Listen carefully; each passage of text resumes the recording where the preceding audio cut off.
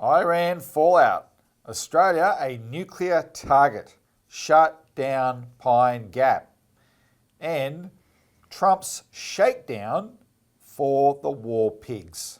Coming up on this episode of the Citizens Report.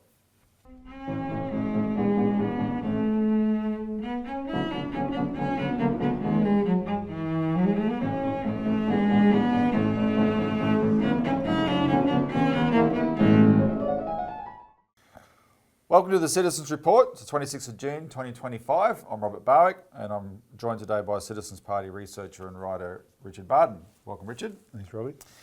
In this week's show, we're going to do a deep dive post-mortem of the crazy, insane developments of the last week in relation to Iran and the shocking implications for Australia. Because we've got to face up to the fact that we are complicit in war crimes, and repeatedly so, and there's only one way to stop it: shut down Pine Gap. And also on the international theme, but again relevant to Australia, we're going to talk about this shakedown that Donald Trump is doing around the world, and it's nothing but a mafia-style shakedown, demanding countries hand over more money to the weapons manufacturers. Cha-ching, cha-ching, cha-ching, blow up the world. So we'll get into that. First though, remember this show is not just commentary, it is information so that we can arm people to do something about what we're talking about. And in that regard, you can help. You can help us by liking the show so we can get it, push it up the algorithm. Share as widely as you can. Subscribe if you're not a subscriber and ring the bell icon so you're notified of the future updates. Please comment below. The feedback is welcome and important. It's valuable. We try and engage as much as we can. And donate. There's a donate button right there for you to contribute to the work of the Citizens Party. We're the tip of the spear, to borrow a phrase from the US Marines. We're the tip of the spear of these debates in Australia because our number one commitment is to national sovereignty. And right now, with the things we're going to be talking about, you'll see we don't have it. A couple of quick updates, Richard, before we begin. One is the news yesterday that the court ruled in favour of Antoinette Lattouf, who was the ABC fill-in host over Christmas in 2023, who I think she had a 5-day stint, but 3 days into a 5-day stint she got fired for reposting something from an organisation just reporting on what was happening in Gaza and the use of starvation as a weapon of war. And for that she got fired because she came under a coordinated assault by, I think they called it Lawyers for Israel. Something like that. A rump lobby group called Lawyers for Israel. And they did an organised pressure campaign on the ABC, and the judge ruled it was not right for the ABC to fire her in response to this organised pressure campaign. And I can tell you you've written a lot about this over the last little period. The coordinated campaign in Australia around Gaza and shutting down the debate to do with Gaza, those people are not happy. You might say that, to put it mildly, because it's all they've got. Nobody's breaking any laws actually by, Mary Kostakidis and this Lattouf. Antoinette Lattouf, yeah. The same thing. They're doing their job as journalists, and these lobby groups coordinate these attacks and rant and rave and carry on and get the politicians on side. Oh, something must be done to silence these honest journalists for doing their job. So they also use the same technique to get governments to pass laws to silence the general public. And they use these are cases, in the case of Antoinette Lattouf and Mary Kostakidis, in fact, where they're targeting the specific individuals to shut them down as well, especially if you have any kind of platform like Antoinette Lattouf had, and like Mary Kostakidis is very prominent from being the former SBS anchor. So this was Australia likes to think we have free speech in this country. We actually don't. There's no constitutional right to free speech. There's implied rights, but they often get steamrolled. Yeah. But this is a judge holding up a pretty important principle. Yep. All right. Secondly, Dan Duggan. Now, I mentioned Dan last week. I just want to say we've put out a release that we'll put the link below so it's not lost. As I said last week, one of the reasons we're ramping this up is Dan has been notified that his hearing date is the 26th of August. But we're taking the gloves off on this, and we're putting the blame entirely on Anthony Albanese. He is responsible for what's happening, not just to Dan Duggan, to the Duggan family. There's 8 Australian citizens whose lives are being torn apart by this cowardly weasel that we call the Prime Minister of Australia, because he refuses to uphold Australian law in the face of demands by this lawless country called the United States, and specifically the Trump administration. And we debate Trump here inside the Citizens Party quite a lot, and especially among Richard and I, and we've debated him for many years. So we are not natural Trump haters at all, and we've often been the first to applaud some of the things he's done. But what we're going to go through in this episode is expose this bastard for what he's done is completely unforgivable.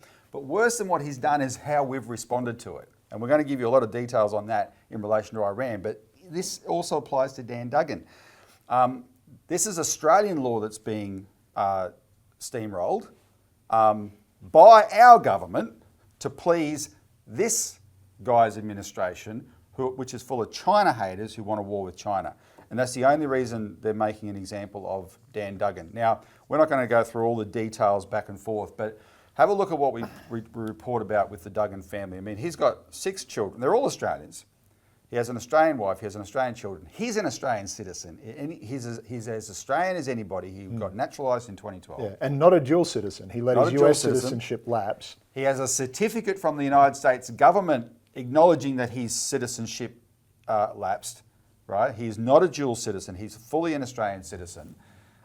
He's had 2 marriages. So he's got the 6 kids from both marriages. So there's a large age gap between them. And the younger children especially, all the children are being traumatised by what's happened to their father. An innocent man who has now been in prison for coming up to 3 years in Australia, having broken no crime, having never been charged with a crime in his entire life, not in the United States, not in Australia. He was a model serviceman in the US Navy. His commanding officer can't speak highly enough of him. He was given an honourable discharge, but he came to Australia because he fell in love with an Australian woman, right? And he now he's got an Australian family, Australian wife, Australian children, Australian business, and he decided to become an Australian citizen. Do you know those bastards Americans use that against him as well? One of the things they say about Dan Duggan is it's suspicious that he became an Australian citizen and let his citizenship lapse. Who does that? Who would give up the citizenship to the greatest country in the history of the world, ordained by God to lead the world into the promised land? Who would do that? Only a suspicious person would do that. That's their psychotic argument that they express in their documents against this guy, because they're so far up themselves. But more up themselves is the Prime Minister of Australia, who is aiding and abetting this crime against an Australian family. So please click on the link, read the details about why there is no legal basis for what's being done to Dan Duggan, and help us get this, share it as widely as possible, and please make a contribution if you can. All right, better not go to DEFCON 4 too fast, because it's only about to get worse. All right, let's move on. Iran fallout. Australia, a nuclear target, shut down Pine Gap. So Richard, let's start by recapping the events of the week. I'll just go through them and you can comment. So it all started, which has happened before last week's show, of course. Israel struck Iran, launched a strike, and Iran retaliated. And Israel did it, it coordinated with the United States, and it was in complete deception.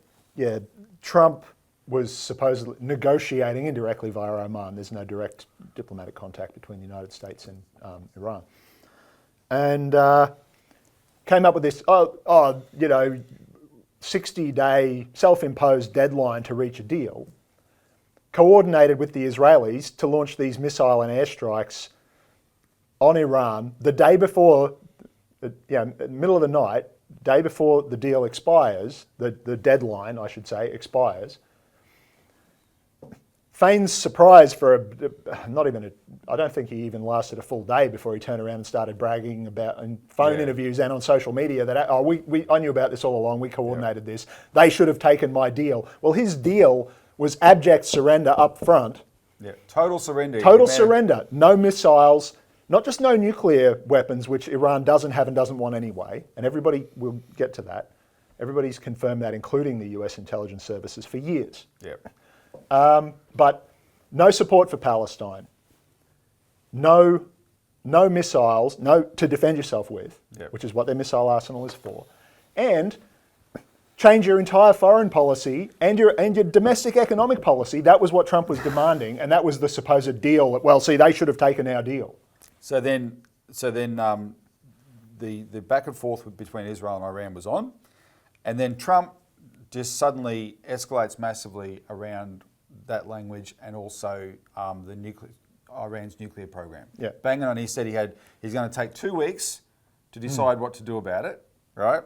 But then the media, in some cases, for once, started doing their job and said, "Hello, your official position of your government was expressed by Tulsi Gabbard, your Director of National Intelligence, in March, that said Iran does not have a nuclear weapons program." Yeah, because they do this annual assessment, and it's not just Gabbard; it's the whole US. She speaks for the consensus. Yeah, this is the consensus of the entire US intelligence community, so-called, all 16 different agencies, plus the ODNI that coordinates all. It's like our ONA, right? Ours is ONI now too. I saw one analysis that there's 16 agencies, 6 were directly involved in this kind of area. So there's some agencies that do analysis that's not related to this. The six that are related to this area all said 100% consensus, no weapons program. And this is the NSA, the CIA, the people who do the electronic spying, the people who do the actual in-person spying, all the analysis, and the other guy's job is just basically if there's something that they see that might have contradicted that, well, they put that in and say, well, hang on, what about this? And there isn't anything. Yep. No nuclear weapons program, hasn't been since 2003 at the latest, because their government, they operate under their version of Islamic law, their interpretation of that, which says that you don't kill innocent people, you don't deliberately kill innocent people, because that's murder, not war.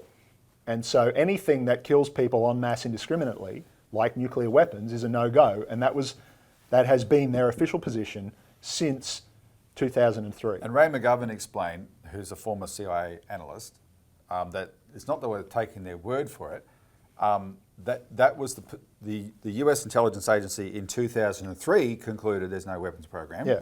And all they've had to do ever since is look for evidence that that's changed. Yeah. And they've never been able to. He said this is actually an easy estimate to come up with, because they've never been able to find any evidence that that's changed. So that's what Tulsi Gabbard was expressing. And the scrutiny by which, they changed their tune, we'll get to that in a minute, but the IAEA, the International Atomic Energy Agency that monitors nuclear energy programs to make sure they're not being used for weapons, sidetracked and things, countries that don't have that have nuclear power but not weapons, because they're part of the monitoring for the Non-Proliferation Treaty. Yeah. Which Iran is a signatory to, and Israel is not. Israel is not. Israel has nuclear weapons. Nuclear weapons. Iran doesn't have them and doesn't want them. Yeah. They put in their official assessment just earlier this year, they still have no actual evidence of, and their inspectors haven't seen anything to indicate any intention to build a nuclear weapon, and no enrichment to weapons grade. And so all this sophistry you hear, to near weapons grade, blah, blah, blah. There's no such thing, because it's not just incremental.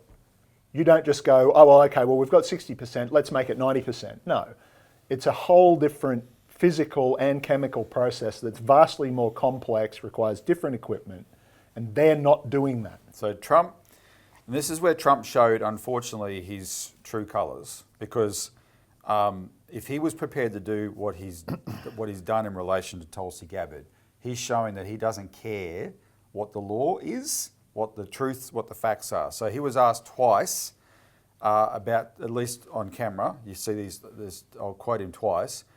The first time he was asked about Tulsi Gabbard's analysis, and he said, "I don't care what she says." The second time he's asked, he said bluntly, she's wrong. Now, so what he might have been basing that on? Well, partly he was basing it on definitely what the Israelis were claiming, which is just a pack of lies, because they've been claiming it for 40 years, that Iran's within weeks of a nuclear weapon.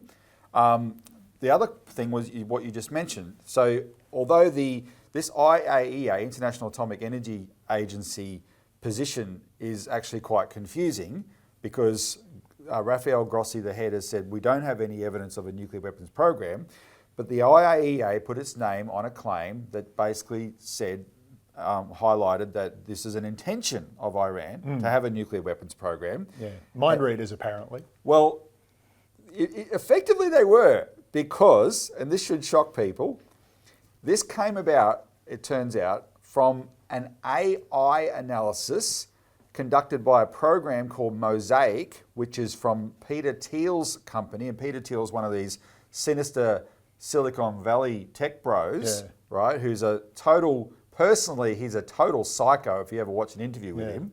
He's very influential over Trump and the Trump administration. I think he owns JD Vance as an asset. Yeah, Vance works for him. Yeah, that's clear.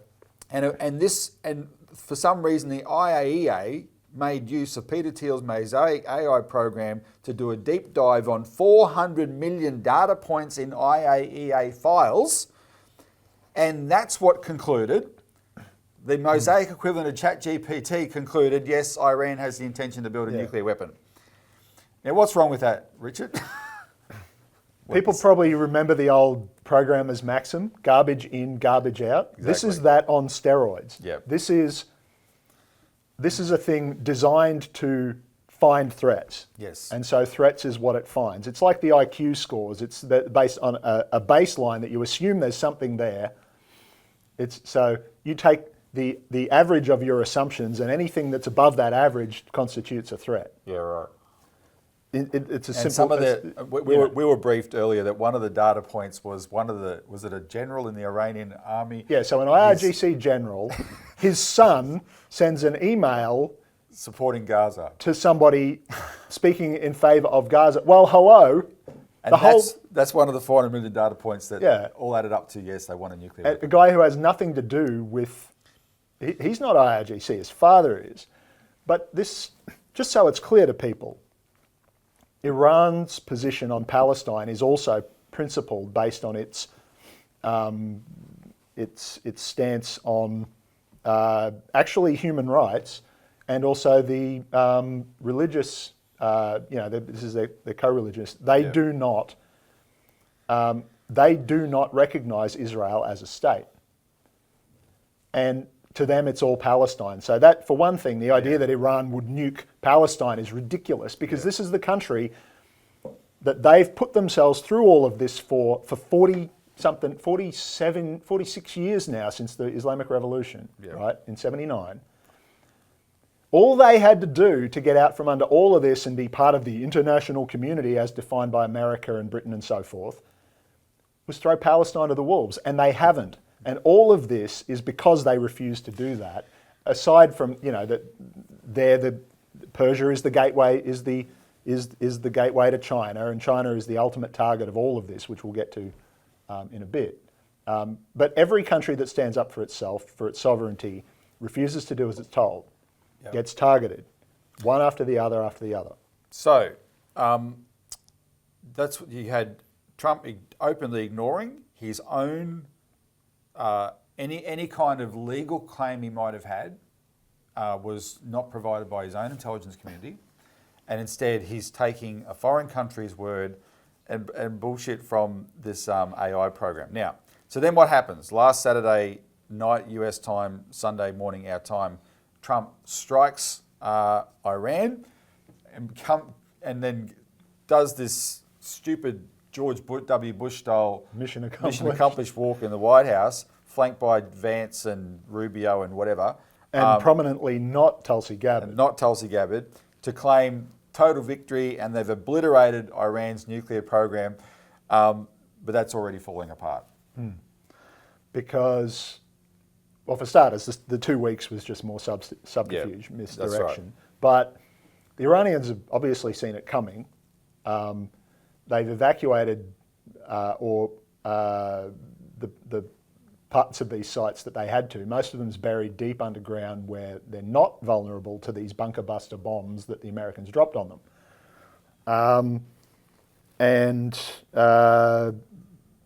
So they used Tomahawk missiles to torch an exposed site that had been mothballed anyway because it was damaged.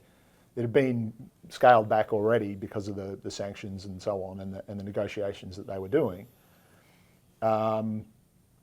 And it was hit by Tomahawks and achieved nothing, basically. The place that was bombed from the air with these bunker busters, these, whatever they are, 1,300, something like 1,300 ton bombs, they're huge. They can penetrate only so far into the ground in the best case, and this facility's buried deeper than that. It's got it's and borrow, it had been evacuated beforehand. And it had been sort of made secure, shall we say, to this kind of thing. Yeah. And so, lo and behold, now there's leaks coming out that the US military knows they didn't achieve jack. No, this whole idea that they've obliterated the nuclear program was rubbish. And now that it's clearly the case, the guys in the Trump administration like Vance and Hegseth, they're just losing their cool in public to try and double down on Trump's version of events. Now look, there's been a lot of other stuff since then. I'm just conscious of time, but because we're going to turn now to the Australian side of it, because what Trump did by any measure was illegal. And the main guy calling him out inside the US Congress, Thomas Massie, Trump has turned his blowtorch on Massie, but Massie represents that section, very large part, at least half of Trump's base, probably more, who are absolutely enraged at him over this because it's a broken promise. Yeah, because they voted for him in large part because he promised, however plausibly, he promised to end the forever wars, right? So he went against his promise. In doing this, he went against his promise. He went against the US Constitution. He went against his own intelligence services assessment. Yeah. Right? And so where's the legality here? There is none. So how did Australia, led by the one and only Anthony Albanese, the man who in his maiden speech in 1996 made it a speech about Palestine, the man who helped to give some very outspoken speeches in 2003 against the Iraq War, with the confidence that his leader at the time, Simon Crean, had uniquely led his party, the Labor Party, to oppose the war. And that was a huge deal at the time for all manner of reasons, including the fact that Crean, by doing so, was defying the star of international labour, which was Tony Blair, right, in doing this. So Albo said some plenty of tough stuff back then, but you get the impression he's a bit of a scrappy-do type character. You know, he can be tough when he's got the gang supporting him. But now he's the leader. How did he respond to this? Play the tape.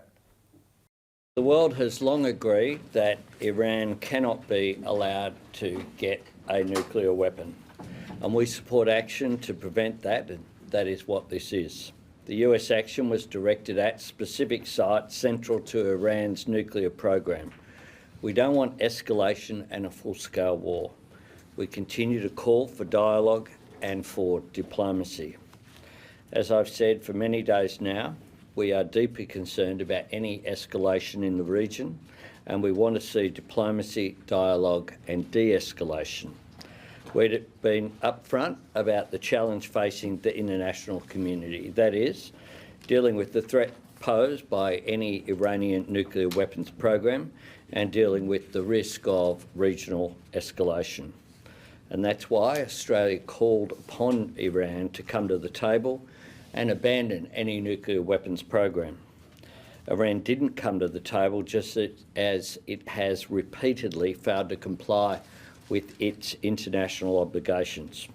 We urge Iran not to take any further action that could destabilise the region. So Iran did not initiate this, is in accordance with international law, always has been in relation to its nuclear program, including when it was under the JCPOA and after the JCPOA, that Trump tore up unilaterally. Did not initiate this latest round of thing, and that weasel made it all about Iran and said refused to condemn Trump. And not just that, said they should have, they had their opportunity to conform to the USA's demands.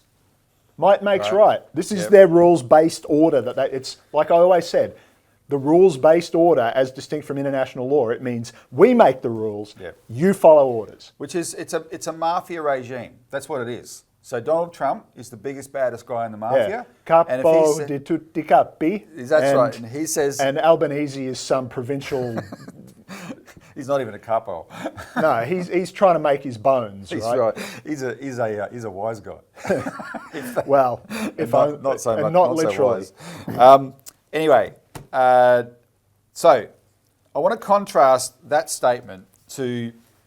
I'm just going to read. I got 4 quotes here from Albanese and Penny Wong following Russia going into Ukraine, and the language that they chose to use then. February 24, 2023, these are all tweets from Albo. 1 year on from Russia's unjustified and unlawful invasion, Australia stands with Ukraine. And when you hear these quotes, you can probably remember hearing Albo actually say this stuff in person. 16 February 2023. Slava Ukraini, Australia stands with Ukraine. Today our parliament paused to reflect and to stand in solidarity with the people of Ukraine who are bravely defending their country against Russia's brutal and illegal invasion. 26th of June 2023. Australia has stood with Ukraine each and every day since Russia's illegal and immoral invasion. Penny Wong, 31 July 2023. The Albanese government is supporting the brave people of Ukraine in the face of Russia's unprovoked and unjustifiable war of aggression. The difference in tone is extraordinary, right? Yeah. And what it actually shows is that those 4 quotes were always fake. This was theatre. Yeah. They do not hold to principles of our government does not hold to principles of international law. Because if he did, they would have condemned what the United States just did. It was always about picking a side and using whatever language they wanted to support that side. And before we go on, Richard, let's just do something really quick. I didn't plan to do this, but people might say, well, are they the same thing? No. Well, one point of difference is, before Russia took its actions against Ukraine, it was the party begging for negotiation. Well, they got negotiations. They made agreements. The Europeans, the Americans signed off on, and then broke them all. Yep. But in those last few months, right, they sent a letter to the US President and Secretary of State saying, please take this seriously. Yeah. This is what we need. Talk to us. And the whole thing was ignored. Russia wanted security guarantees. It wanted Ukraine not in NATO. Yep. And it wanted, and this was why they intervened when and how they did. Because for 8 years, they had been trying to get the Ukrainian government and military and these neo-Nazi detachments, these militias, the fascist militias, to stop bombing civilians in the eastern Ukrainian regions that had broken away from Ukraine after the coup in 2014 that the United States and the EU had openly backed to overthrow the elected government of Ukraine. And so the reason that they intervened in early 2022 when they did was because, and they were begging the Americans to pull it because they were watching the Ukrainian military and because by then the Nazi militias had been integrated into that military and were basically running it, gearing up for a mass attack, basically a genocide of the population, the Russian-speaking, largely ethnic Ukrainian insofar as there's a distinction, but Russian-speaking population of the major population centers of the Donbass region, Donetsk particularly, and so they went in to stop that. And can I also point out, that was the immediate timing in that case, but the overarching threat against Russia, which there is some commonality here to this case, is a nuclear threat. Yeah. But in this case, it wasn't speculation that Russia was facing a nuclear threat. it's the world's most dangerous nuclear threat because it's the United States. Yeah. Right? So what the encroachment of NATO up to the borders of Russia was giving the United States a greater and greater advantage over Russia in a nuclear showdown, which makes Russia more insecure, and therefore they have to be prepared to take measures they don't want to take. And this was the United States. So this is a real nuclear threat that Russia was responding to, not a fake one that the Israelis have tried to invent for 40 years. Because the United States, besides being the only country actually to have used nuclear weapons on civilians, That's right. reserves to itself the right to a unilateral first nuclear strike whenever it decides to, because it thinks, because it decides that that's what's going to, that they call it exceptional circumstances. Well, by definition, right? They don't define what that is. It's whenever they decide to. Russia's doctrine is that they will only use nukes first in the face of an existential conventional threat or nuclear first strike on them. China has no first strike whatsoever. So, back to Albanese. Albanese was asked more than once and refused to answer whether Australia was involved in this illegal action last weekend against Iran. So, Richard, were we?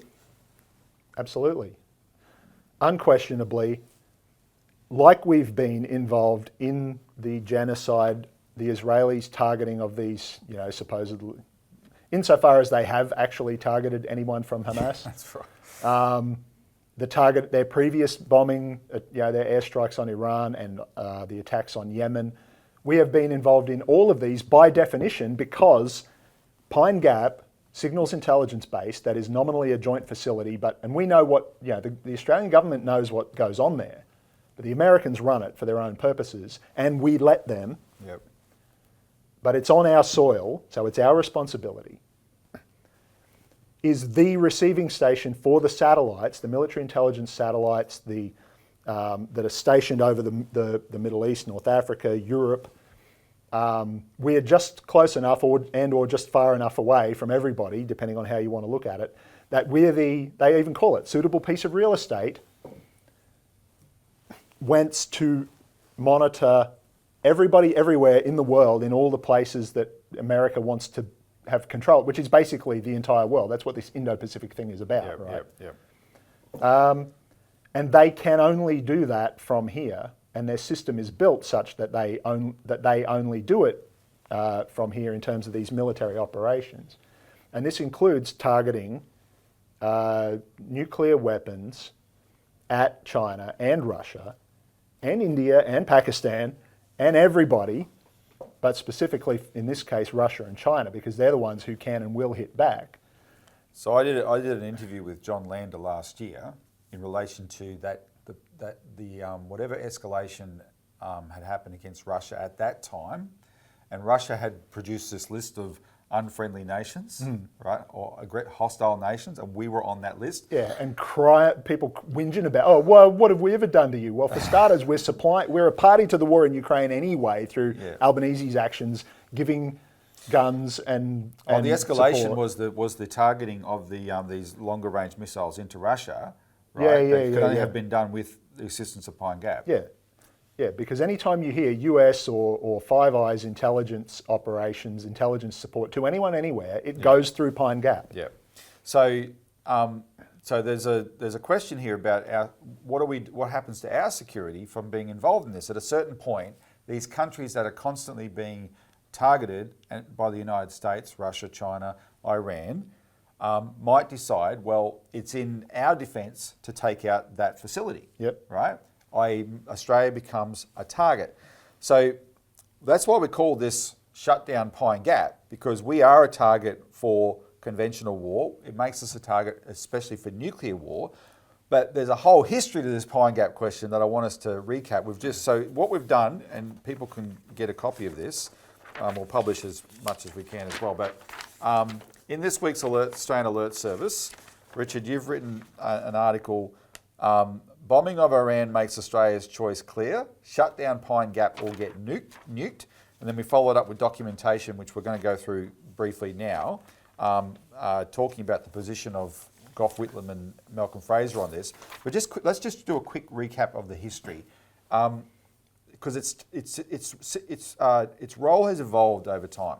Yeah, so Pine Gap was built or started operations in 1970 as a monitoring station. It was sold to the public as a space research station. That was its original title. Yeah.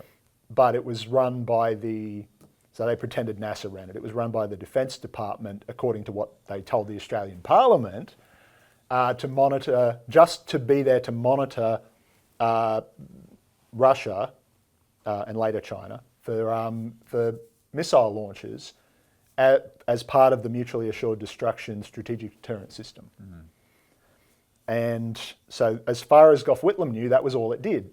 Because his own staff, his Defence Secretary, Mr. Tange, Sir Arthur, didn't tell him that it was actually being run by the CIA and that its functions were far broader, including spying on everybody, intercepting communications even back then. Well, why don't we hold that thought? Let's play this video that explains this, and then we'll this is a little quick clip from ABC.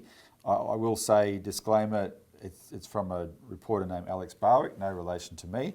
And this is part of a podcast series she did, but it's an interesting little clip. Have a look. December 2nd, 1972 saw Australians vote in a Labor government after decades of Conservative rule. It's clear that we won handsomely in New South Wales and Victoria. And this progressive leader, Gough Whitlam, had a big agenda. He gave a promise that he would tell the Australian public a lot more about what Pine Gap did. There now need be no secrecy. Freshly elected Gough Whitlam met with Arthur Tang, the head of the Australian Defence Department. Tang, he said that there was nothing they could be allowed to say. Gough was left with being unable to tell the Australian public what happened at Pine Gap. And Whitlam was sick of the secrets. He refused to commit to extending the Pine Gap Agreement. And this is where political history all gets a bit murky. I wrote up in the Financial Review, Pine Gap was run by the CIA. This is big. Whitlam had been repeatedly assured it was the US Defence Department running the American side of the base, not spies. Tang had lied to him in the original briefings. Whitlam decided to shake things up on the floor of Parliament. Tang then said things like, "This is the greatest security crisis ever facing Australia," and puts in writing to him, "You must under no circumstances give this answer." It's November the 11th, 1975. Whitlam heads back to Parliament. There's no question whatsoever that Whitlam would have answered, and that would go on the record. But he never got that chance. The Prime Minister, Mr Whitlam, has been sacked. The opposition leader, Mr Fraser, is the new Prime Minister of Australia. Well, may we say, God save the Queen, because nothing will save the Governor-General. Search and subscribe to Spies in the Outback on the ABC Listen app for the full story. So you just mentioned Arthur Tang. Basically, not just, so he misled Whitlam. Flat out lied to him. That's not parliamentary language, Richard. I'm practicing for Parliament. Oh, okay. Well, that's all right, I'm not. So he flat out lied to Whitlam. And then he had as that clip shows, he had a meltdown when Whitlam discovered what it really was for and was going to actually make it public in Parliament. Yeah. On November 11, 1975. Yep. The day he was dismissed. They sacked him before he got into the building. Look. And look, just for anybody, and I've made this point elsewhere, and for anybody who's worried about, rightly so, maintaining the strategic balance, the mutually assured destruction thing, because, you know, China actually doesn't intend to nuke anybody, but you can't really assume that if you're a force planner, right? So anyway, the reason that Whitlam didn't realise what a threat he was to this system, this nuclear war system, was because they hadn't told him, they hadn't come clean on the full capabilities and functions of Pine Gap. The Americans had a plan, if they had failed, to get rid of him, and he had exposed that thing and then closed it down, not renewed the lease, to relocate those functions to one of their Pacific, I think it might have been Guam where their big base is, but in any case they have these military protectorates, then official, now de facto, in the Western Pacific, Northwestern Pacific. You can still, now, you can do all that stuff from there.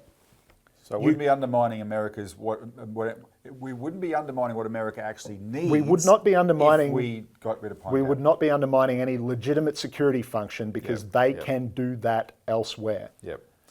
Well, so that brings us to the second Prime Minister and this is ironic because you saw in the clip, I mean, who helped knife Whitlam? Malcolm Fraser, and he actually did.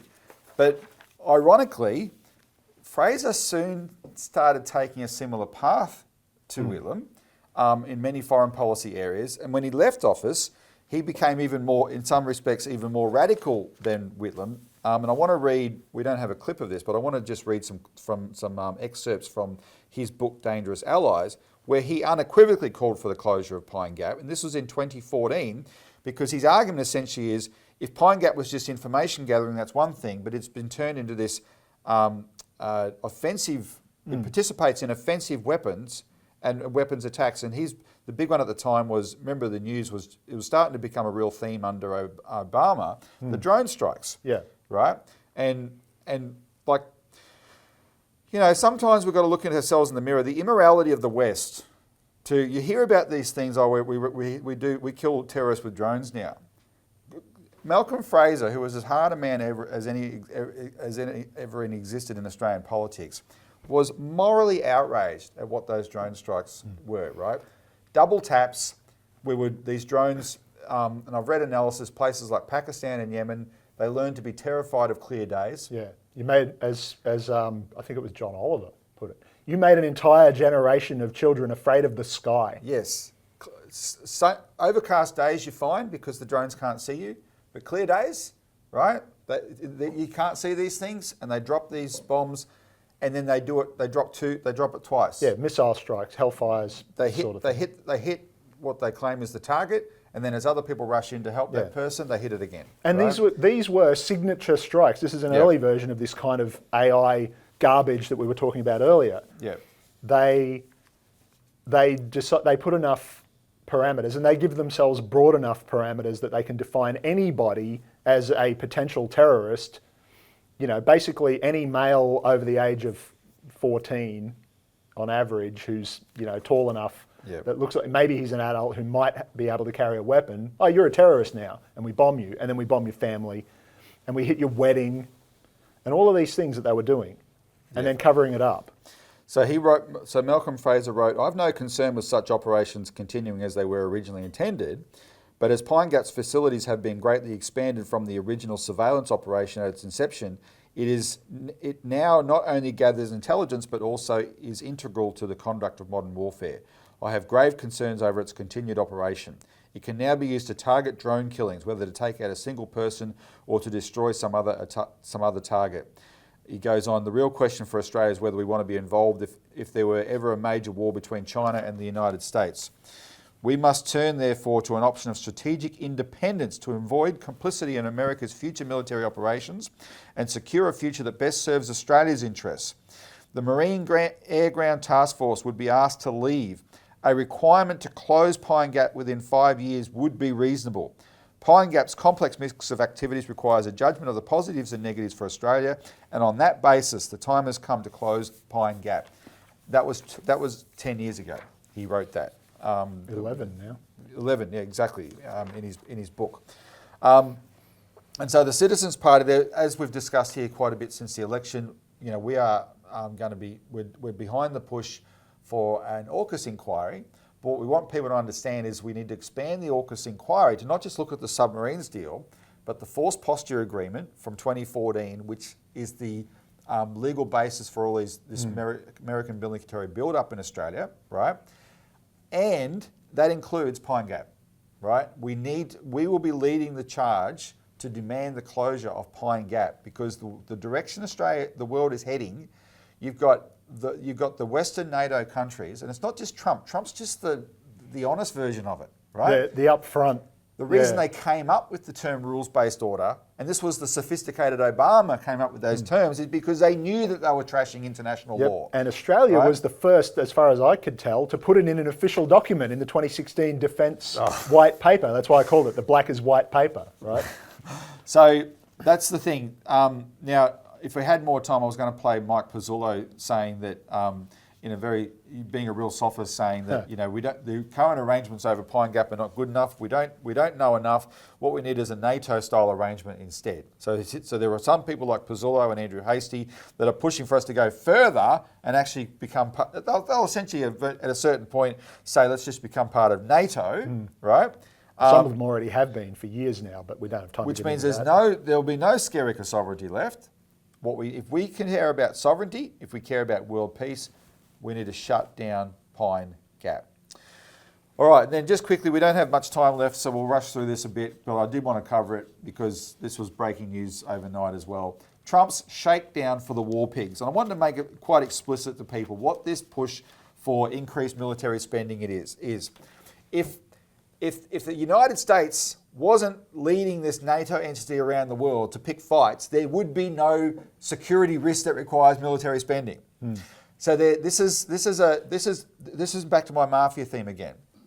Donald Trump is the mafia enforcer of the military-industrial complex, and all they're doing is shaking down countries, right, like a protection racket, and say, hand over your money to the weapons manufacturers.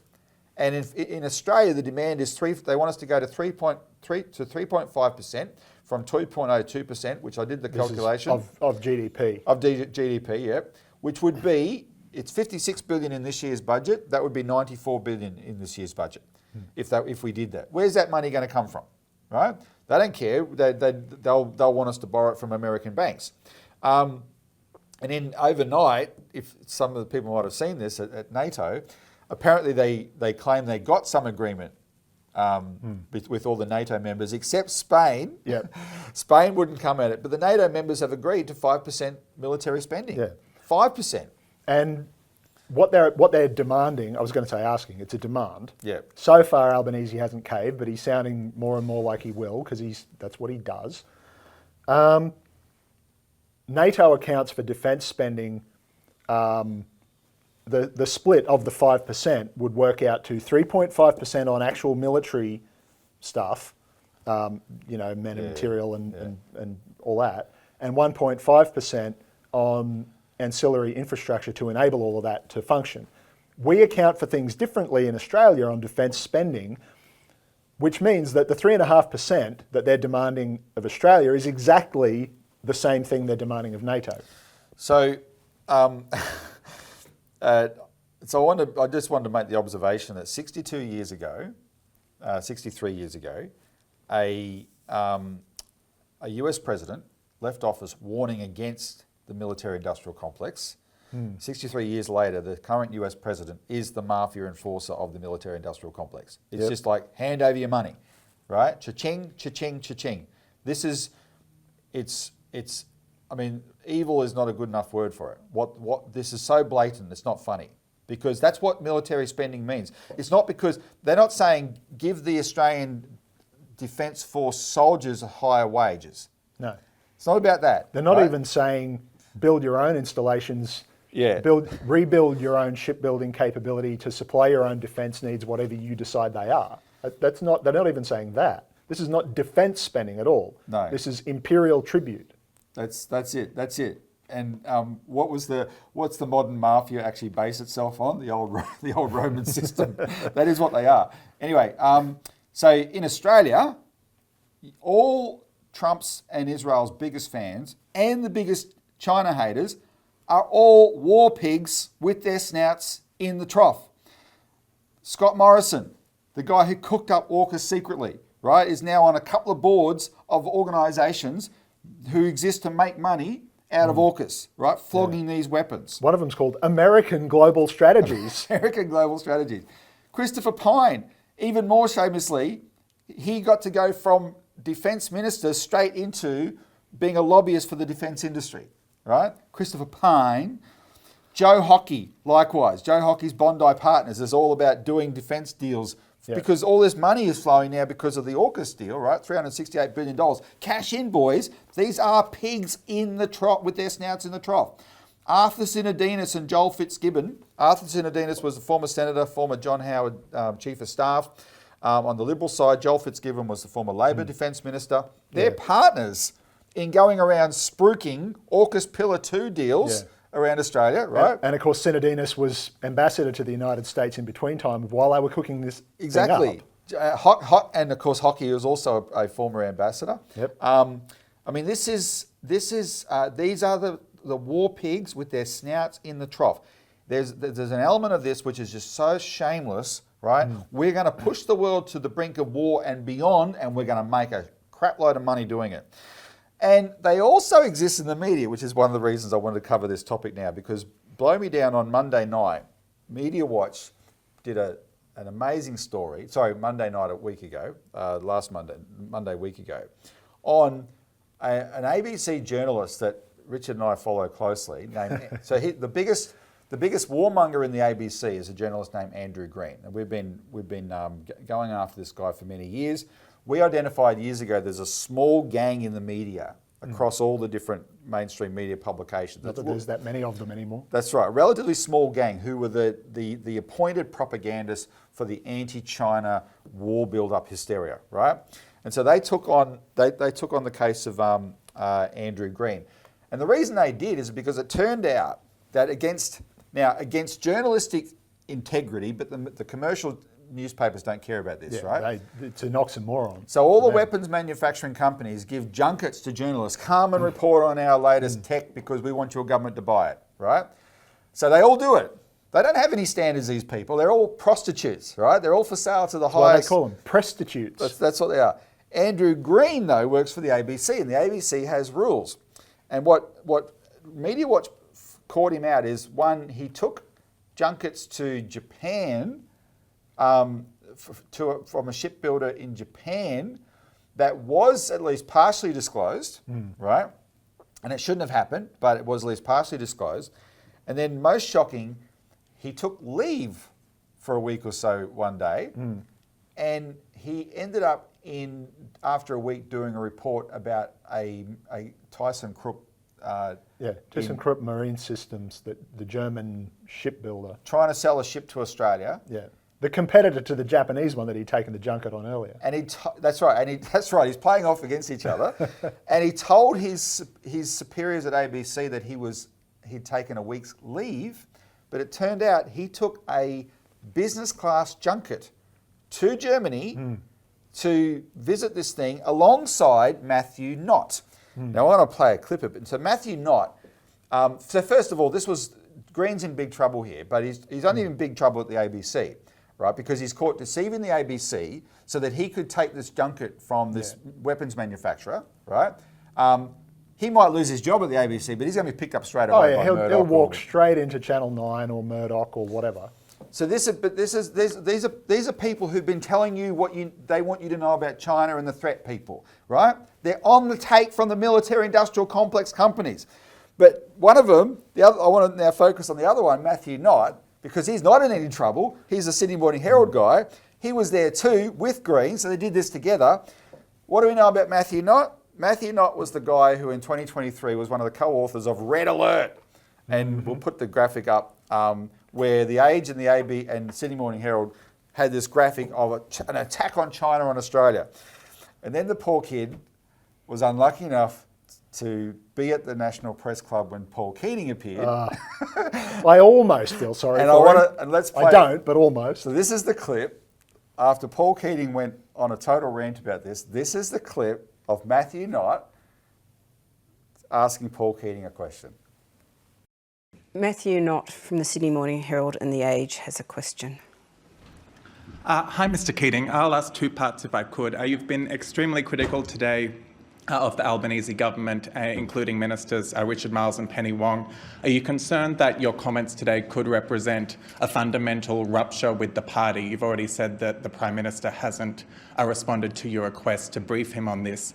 And secondly, you have a tremendous skill for invective and criticism. Could I ask you now to turn some of that to the Chinese Communist Party and its treatment of Uyghurs, for example, its treatment of pro-democracy activists in Hong Kong? Will you be similarly critical of them as you are of people in your own party and journalists? After what you co-wrote with Hartcher last week in that shocking presentation in the Herald on Monday, Tuesday, and when you should hang your head in shame, I'm surprised you even have the gall to stand up in public and ask such a question, frankly. You know, you ought to do the right thing and drum yourself out of Australian journalism, you know. I mean, if I were you, mate, I'd hide my face and never appear again. For the record, Mr. Keating, we're very proud of our journalism, and we think that's made an important contribution to the national debate. Richard, Paul Keating said it better than we could. Yeah. But this is, look, a lot of people think about this military-industrial complex question. Grand strategy is the greater motivation here, but this is where the corrupting element comes in, right? So that you got these people like the British and American neocons. They think they're trapped in this geopolitical view of the world, divide and conquer, right? Great power politics. Their motivation is not money, right? They want to keep themselves as the top dog of the world, and they will blow the world up to do it. But how do they get so many people to go along with them? Well, it requires corruption, and this military-industrial complex, ever since Eisenhower warned of it in 1961. This is the corrupting element. And we've just given you the two journos who Richard and I can tell you, we've written about them, are in this small gang of people that successfully turned Australians from the mid-2010s into people who had a positive relationship, like attitude towards China, because China was our best trading customer, etc. We're doing free trade deals with China. The Chinese president comes to Australia. To Australians being totally paranoid about China. This gang of journos did it, and they're all corrupt bastards on the take from these weapons manufacturers. That's who you've been listening to. Yep. All right. And we could name a few others, but we'll wait until Media Watch goes after them. That's right. But if you want to know some of the others, go to our website. Paul Keating mentioned one, Peter Hartcher. Yeah. But go to our website and search for the China narrative, which we published in 2020 by Melissa Harrison, and you'll get a good take on it there. These are the people talking us into war. Don't believe their lies. And like I said, stay tuned for more from the Citizens Party on this question of an inquiry into AUKUS, the Forced Posture Agreement, and shutting down Pine Gap. Richard, thanks very much for joining us. Thanks, Robbie. Thanks to the viewer for tuning in. Please also click on the link for Dan Duggan and help share that widely. Tune in next week for more of the Citizens Report.